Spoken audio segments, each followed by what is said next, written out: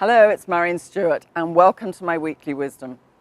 If you're feeling uninspired and you're finding it hard to experience joy and real happiness, then you'll be interested in what I've got to say today, because very often women feel like this when they're going through the menopause, and it's for a particularly good reason. But the good thing as well is that you can overcome it and get back to feeling really happy and well again and inspired. And I was prompted to talk about this because I was talking to a patient the other day who just said she feels so flat, and it's very scary because she never used to feel like that. And also, if you feel that's going to be the beginning of a pathway leading somewhere you don't particularly want to go, that can be quite scary too. Because there are so many joyous things that go on in our lives, and we need to be able to experience them to feel happy and balanced.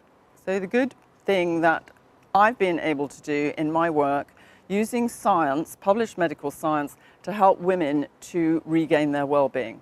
And that includes, once you have the refuel, which you tend to need at midlife, because if you remember, we probably 100 years or so ago, we only lived till about 50. So now that many of us have got the opportunity to have loads of extra years, we want to be able to have them in good health. And we certainly want to be able to experience joy and happiness. So you need to know that you can get yourself back into good shape, and you need to learn how to do it, because we're not taught about it in school.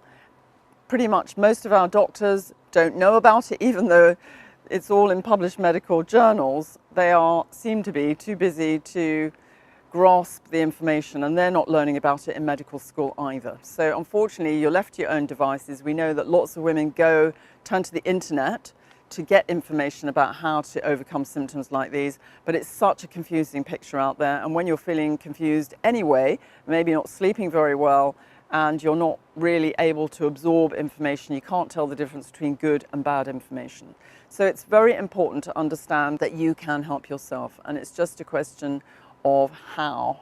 Your mindset is incredibly important, but when you've got low levels of nutrients, it's really difficult to look at the world through rose-colored lenses. So the first thing you've got to do is get yourself in good nutritional shape. So if you haven't already used my nutritional assessment tool, there's a free download. You can do that. You just go to my website and you can download that and get yourself back into better nutritional shape.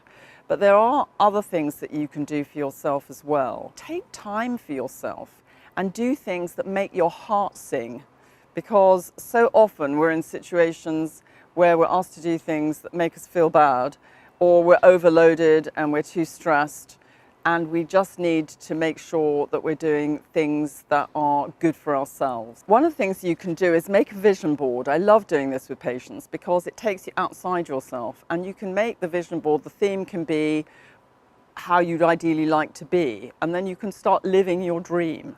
So it's very important to make sure that you've got the end goal in mind and have some faith that you can get back to feeling good. So you might need a bit of extra help. Come to my website and you've got lots of choices. So you can either get some free help, come to a masterclass.